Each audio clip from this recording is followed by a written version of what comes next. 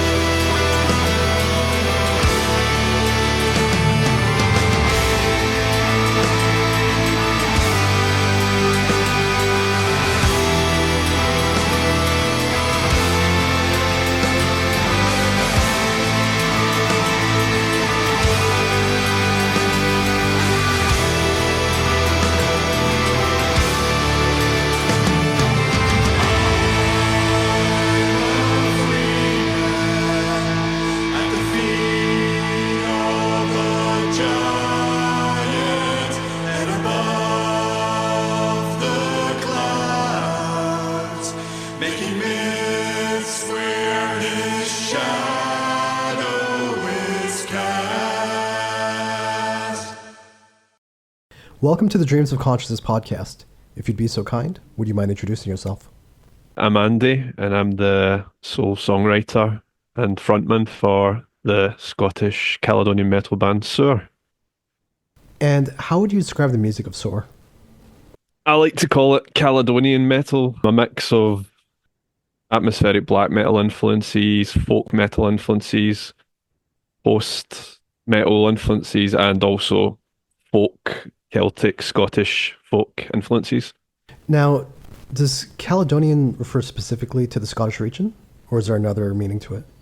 Yeah, it's like it was used by the Romans. It's just a romantic way of saying Scottish metal. And I quite like using that term because it pretty much sums up the project. And you also have another project called Fuath, is that right? Yeah, Fua. That's more influenced by sort of old school black metal, atmospheric black metal. It's not got any folk elements to it, and it's not based around Scottish history, nature, and all that kind of stuff. Can you tell me a little bit about what your intentions were when you put together Saor? Well, I always liked bands that had historical themes and nature themes, and when I was growing up, used to listen to a lot of like European bands and specifically a lot of Scandinavian bands, and always wondered why there was no like Scottish bands doing this kind of stuff because we've got got a lot of history, got beautiful landscapes, beautiful nature. So it was a bit weird why there was no bands doing that. So that was sort of where my inspiration came to start this style of Saor. Okay. I mean, did you ever find out the answer to that? Why weren't there like folk influenced and traditional history influenced metal bands from Scotland? I've no idea, to be honest with you. Okay. But I mean, Scotland's got a pretty good metal scene, right? Like, there's a long history of metal going back to going back through the years. I am literally the worst person to ask that question to because I take zero interest in any scenes and I have terrible knowledge of the history of UK metal. So, I mean, I can tell you Iron Maiden and Black Sabbath. Okay. But, I mean, maybe there were bands back in the day that I just didn't know and maybe they were underground or whatever, but I certainly didn't find any. I mean, there's a band called Ainshval Project, black metal project, that from like the early 2000s, and they kind of dealt with Pictish themes, and they only released two demos, so and they never released a full album. Otherwise, I guess maybe there were some local bands, but none that were really like about sort of Scottish history and nature and all that kind of stuff that we sing about. So yeah, as far as the scene, who knows? I've no interest. Okay. I believe I spoke to one band called Lunar Mantra. I'm not sure where they are in relation to where you live, but I believe they're based in Scotland. I have no idea who that is. Okay. Okay, fair enough. I have actually, in the last sort of 5 years, our manager Joe puts on a lot of shows, or he used to put on a lot of shows locally. And when we were younger and really into black metal specifically, there was like maybe one or two bands that played locally in the 2000s, 2010s, like, and then all of a sudden he's telling me there's all these bands popping up left, right, and center. So I don't know where they all came from, but there seems to be more bands nowadays than there were back in the day. I mean, maybe they were influenced by you. Do you think that's possible?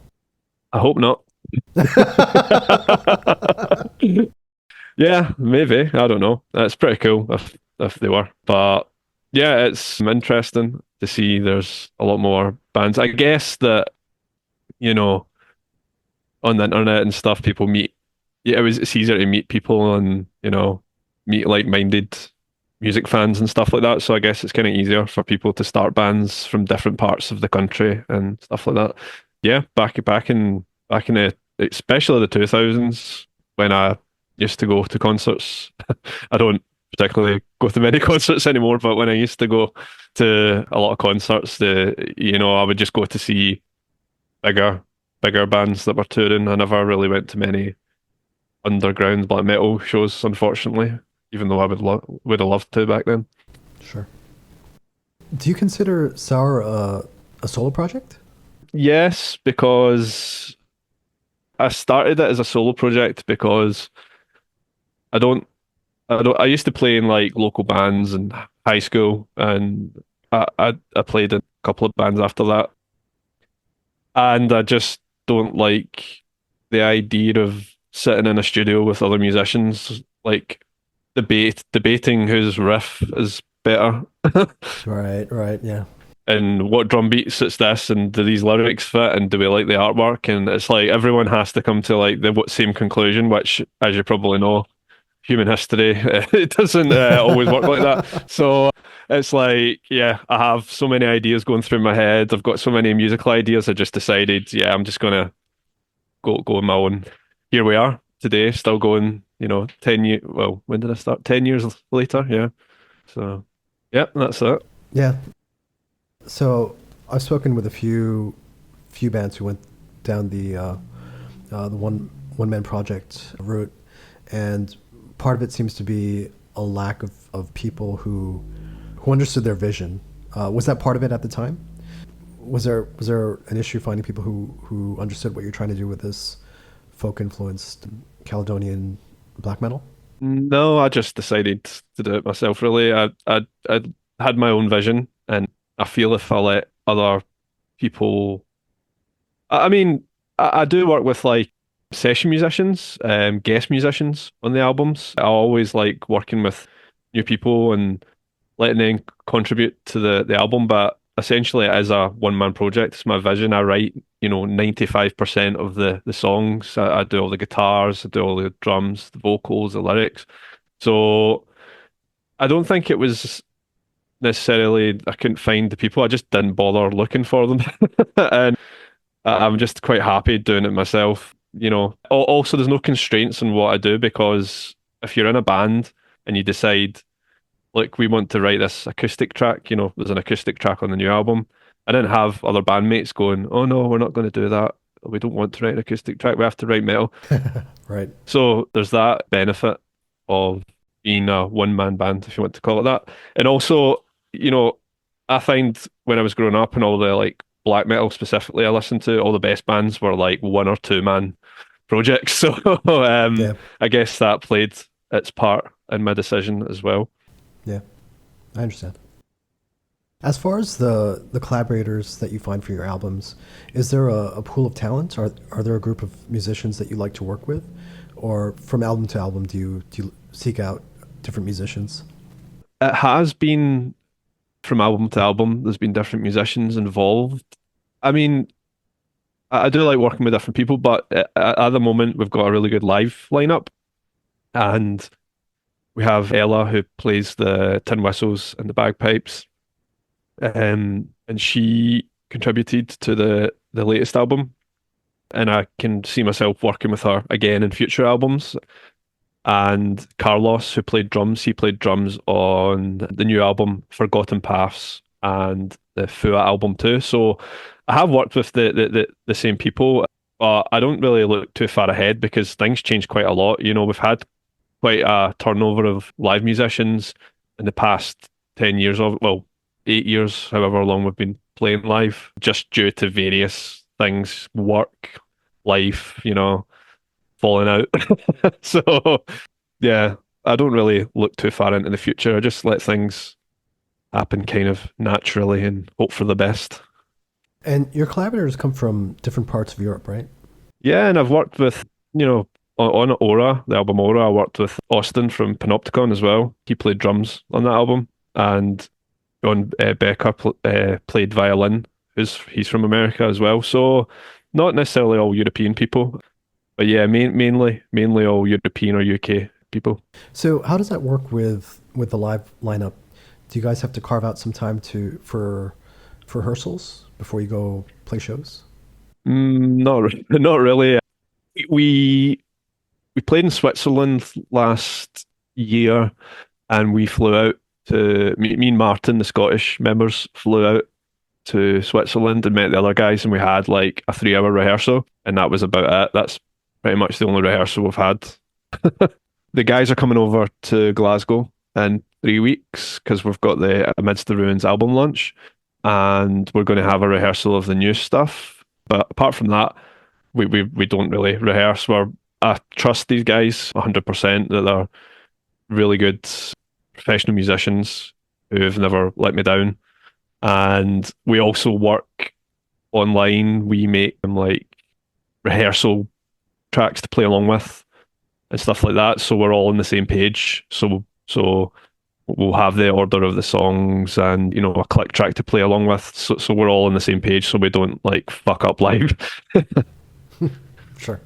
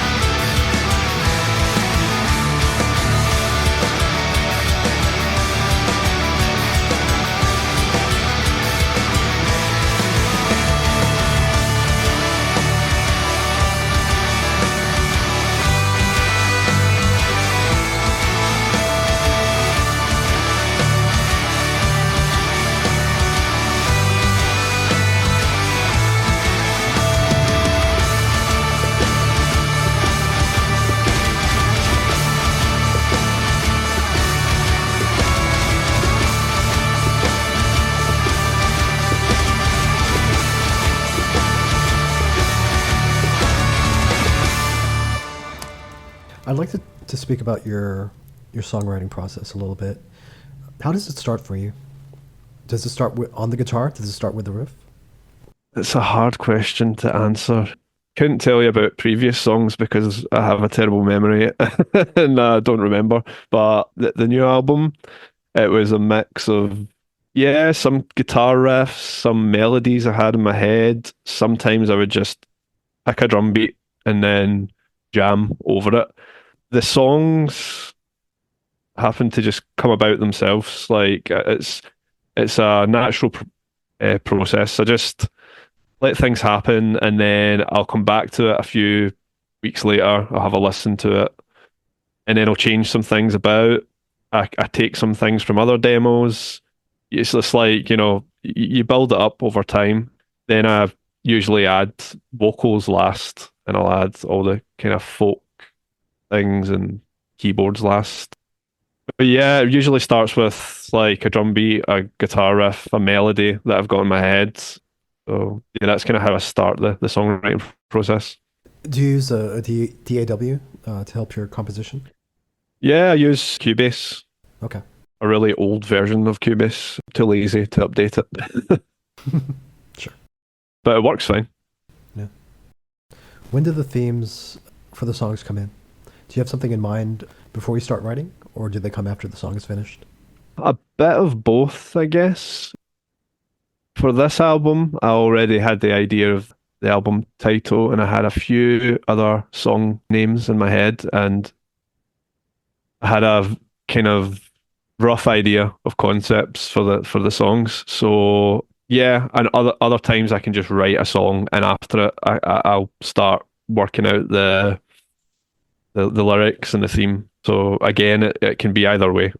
And as far as the additional instrumentation and the collaborators, at what point do they become involved? Do you have the song finished and send them like a demo with the idea for what the cello line or what the percussion would be? For the guest musicians, for drums, for example, I program the drums and they're probably about 85%, 90% finished, and then I'll send them to Carlos. And Carlos is a drummer, so he knows what works and what doesn't, and he can add in more natural fills and make the drums. He's got his own style as well that he adds to the drums. Then for the tin whistles, it's a bit random. It can be anything from I've written a guitar lead and then we replace it with the whistle instead, or Ella can make her own part up and send me it, and I can say, oh well, that actually works better than my idea. So it's very, very like random. I don't have a specific way of doing things like that. For the new album, Joe Quayle played on the Sylvan Embrace, the acoustic track. She wrote all the cello herself. I just let her. I sent her like the acoustic guitars and the vocals, etc. And I just told her like, do your thing, and she sent back something that was really amazing. So yeah, it's a bit random. Do you like that aspect of the collaboration, not knowing what you might get back? Yeah, yeah. Being surprised by your own song? Yeah, because anytime someone else sends me the parts for songs I've written, it can change the song entirely. Like, for example, the Sylvan Embrace. If you heard the song before the cello and the atmosphere and the background was added, it was a completely different song. So I really enjoy hearing other people's ideas. As long as the core of the ideas is there, my ideas are there. I quite enjoy working with other people, but I did complain about playing in full bands earlier in the interview. It's different working with guest musicians because they're going along with your ideas, and it's not a bunch of different ideas that you all have to agree on. That makes sense. Right. Yeah. And I feel like it's my choice as well to work with these people. Sometimes when you're in a band, you don't really have a choice if you're in a band with people. So yeah, that's kind of how the guest musicians work. I usually do 90%, 95% of the work, and then I'll just send it to them, and yeah, they work on it from there. Would you be interested in releasing some of your early demos in like an expanded edition or something like that, or maybe like a compilation a few years down the line? I'm pretty sure I did that on Bandcamp, but some of the songs were released on the Aura and Guardians and Roots re-release pre-season of Mist, so I had to kind of take them down. But I would consider releasing them all. It's a bit weird because obviously demos are demos. They're meant to be really for your ears only. They're not the finished piece. It's just your vision. It's a sketch, I guess. So I do find it a bit strange that people would want to hear it, but if they do, I would be willing to let them. I'm not, overly protective of them. So, in a few weeks, you'll be releasing Amidst the Ruins through Season of Mist Records. Mhm. When did you start working on this album? I want to say 20, like later in 2023, and then throughout 2024, I was still writing. I Yeah, because Origins, I can't even remember when Origins was released now. 2022, I think. But yeah, 2023 was when late 2023 was when I started writing for Amidst the Ruins. Did you go into Amidst the Ruins wanting to do anything different from Origins?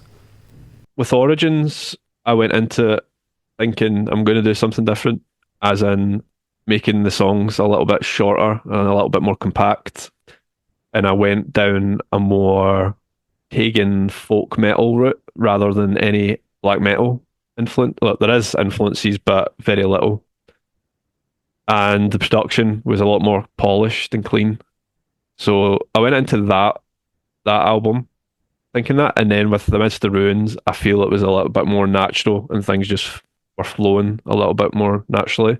I'd been rehearsing for the Aura anniversary gigs, and obviously these songs are really long and really fast as well. And I think it kind of gave me a bit of inspiration to write those types of songs on the next album. So then I ended up with demos that were like 15 minutes long instead of, the previous album. They were like between 6 and 8 minutes, I think. So yeah, that was a different thing. And also, yeah, I just felt a bit more relaxed writing this album. It was a bit more natural for me than Origins. And yeah, it's difficult to explain the songwriting process. I don't have any specific thing I do. I just go for it and hope for the best. You mentioned the acoustic sections on this album. Do you feel like Saor is quite open-ended as far as what you can accomplish with this band? Is there anything you wouldn't do within the scope of Saor? I wouldn't do a rap album, probably, but otherwise, I don't know. I mean, the acoustic track's not too much of a surprise because we've been doing acoustic gigs for a couple of years now, and they were always really well received. So yeah, and a lot of people asked for like an acoustic song or acoustic album even, but I don't think I'm quite there yet with the acoustic album idea. But we could do ambient stuff, I guess, would work, a bit more atmospheric ambient type stuff. So yeah, there's a lot of things they could do with Project, but we released the Sylvan Embrace, and I fully knew what I was doing because we'd released Amidst the Ruins first, which is like this long epic, you know, atmospheric black metal inspired piece, very much to the sound of Saor that people know, and then I released this acoustic track randomly, and I just knew some people would be a bit pissed about that, which is quite funny. So yeah, I don't know. In the future, I don't think too far in the future. I just kind of go day by day. So maybe I'll pick up the acoustic guitar and write an acoustic album. Who knows? But yeah, I don't think too far ahead. I just enjoy writing music in general. I obviously wouldn't go too far out from the genre we're writing at the moment. So, with yourself and your collaborators living in different parts of the world, was everybody recording their parts remotely for this album? Yeah, they were. I recorded all the guitars and all the vocals, bass, some of the synth parts. I've got my own studio, so I recorded here. And Ella recorded in Germany. The string pieces were recorded in Spain. The drums were recorded in Spain. And Jo Quayle recorded her part in England. And the guitars were reamped in Wales, and it was mixed and mastered in Wales. So, yeah, it's quite a lot of countries there. Who handled the mix? Who handled putting all the parts together? It was Chris Fielding. Chris Fielding, it was. He's worked with Winterfell and Primordial and some other bands in the past, and I really like his style.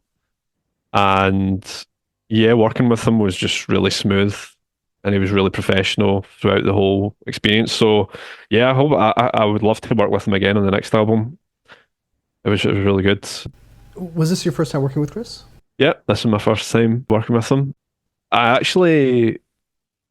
heard some of the other stuff he'd worked on like before, and I was a fan of his style. And then obviously he did the new Primordial stuff and Winterfell's new album, which I'm a big fan of. So yeah, he seemed to be like a natural go-to for this album. He's done such an incredible job with the mixing.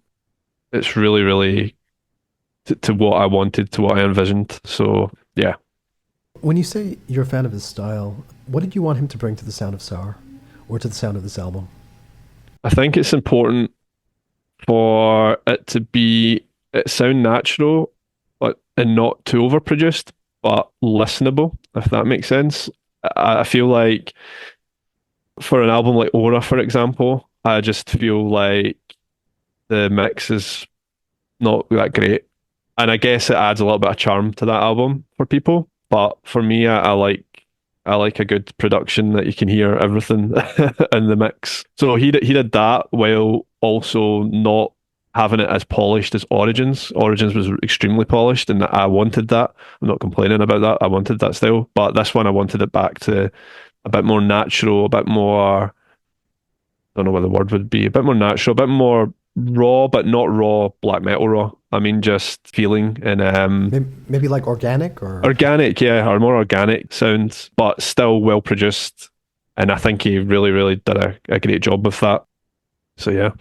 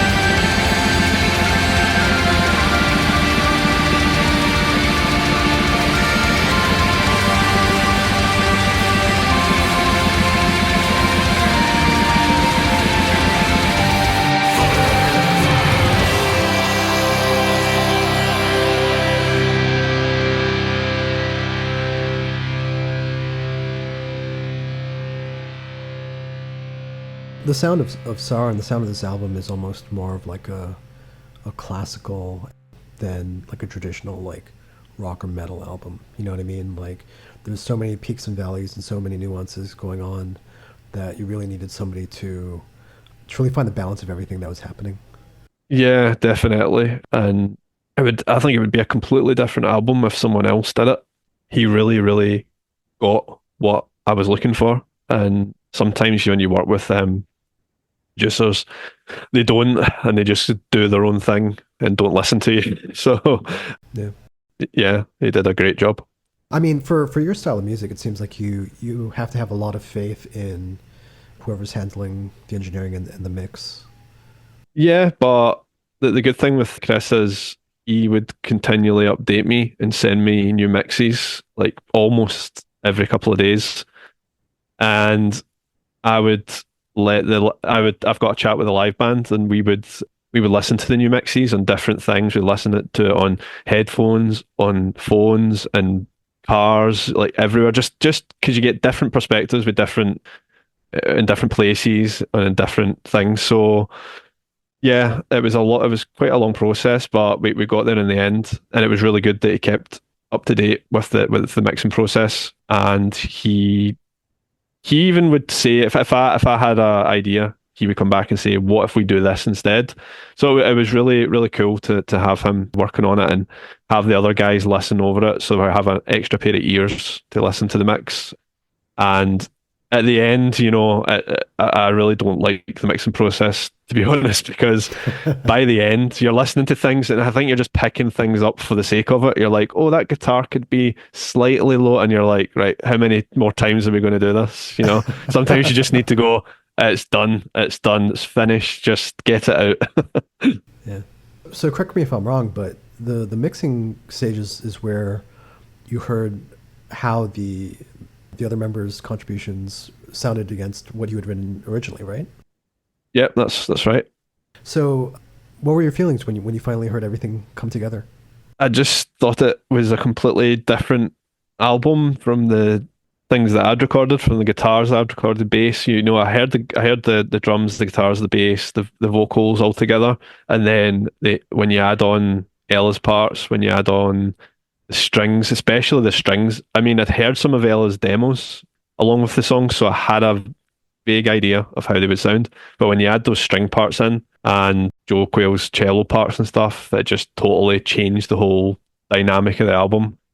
And yeah, I was really, really happy with it. And it's like a lottery, You always wonder what if they've added these parts and it makes it sound even worse. But thankfully, I've worked with such good musicians that they make it better. That's awesome. Yeah. Do you want to say anything about the gentleman who mastered the album and how he got involved? Tony Lindgren. I hope that's the correct way of saying his name. I actually looked around for someone to master the album for a while, and he was recommended quite a few times, and he'd worked with loads of like really big bands, and yeah, I just emailed, and the person that got back said they were a big fan of the band, like whatever the admin assistant or whatever, and I was just like, oh, that's cool. And they got me in touch with him, and from there I think he mastered it literally like in 2 attempts. It was like there's the first attempt. I think we had to change a few things, and then he sent the next one that was perfect. So I never really had much conversations. Like, with Chris, I had conversations almost daily. And with Tony, I think I emailed him twice. So, yeah, but did a really amazing job also on the album. And I think it was a great team who worked on the album and have made it sound really epic. So, you mentioned that there's going to be a release show for Amidst the Ruins. Yep. Do you have any plans after that, as far as festivals and tours or things like that? Yeah, we've got Glasgow on the 8th, so it's the day after the actual official release date, and then we are the week after that we've got a few shows in England, and then in March is our first EU shows. that they'll be in Netherlands and Germany. And then from there, we've got an 11-day tour with In the Woods, Imperium Decadence, and Canbard. That's 11 days across Europe. And we're hitting a few festivals like Ragnarok and Dark Eastern Metal Meeting. And then, yeah, you can go on the saormusic.com website and click on tour, and you can see the list of shows there. Very cool. In the Woods are awesome, by the way. Yeah, I've actually never seen them live, so it'll be really cool to. Well, I'm going to get to see them 11 days in a row, so yeah, it'll be cool to see them live. Yeah, that should be awesome. So, by the time people hear this episode or watch it on YouTube, Amidst the Ruins will be out through Season of Mist Records. Andy, please tell everyone how they can order the album. What's the best way to get it? The best way to get it is by going on the Season of Mist web store. They've got the EU store and they've got the North America store as well. And that's probably your best bet. And if you're from the UK, you can get it from Plastic Head. They've got the album in stock. So, yeah. Otherwise, I have no idea. And I believe there's going to be 4 different vinyl versions of this album, right? I think so. Yeah. I've received 3 of them, so if there's an extra one, if Season of Mist are listening, send me it. Yeah. And what about merch? If people want Saor merch, do they go to the website? Do they go to saor.com? Yeah, so saormusic.com. Saormusic.com. Yeah, and there's a merch tab there, and it's got the UK stores, just the Bandcamp page. The Bandcamp page has the UK merch on it that I look after, and then they've got the US store. It'll obviously be in pounds and dollars, so you can tell the difference. And then we've got a worldwide store as well, which obviously ships anywhere, and we've got loads of different t-shirts and merch designs on there. And also the Season of Mist store again has loads of merch items if you want to pick something up. And in addition to saormusic.com, are there any social media pages where people can get updates and things like that? Yeah, we've got a Facebook page. We're on Instagram. Obviously on YouTube as well. Otherwise, I refuse to get any other social media accounts because I absolutely hate it. But yeah, you'll get regular updates on the Facebook and Instagram mainly. Very cool. Is there anything else you want to say? Thanks for the interview. It's been cool, and I hope the listeners enjoy the album. Excellent. Thanks so much, Andy. No problem. Cheers.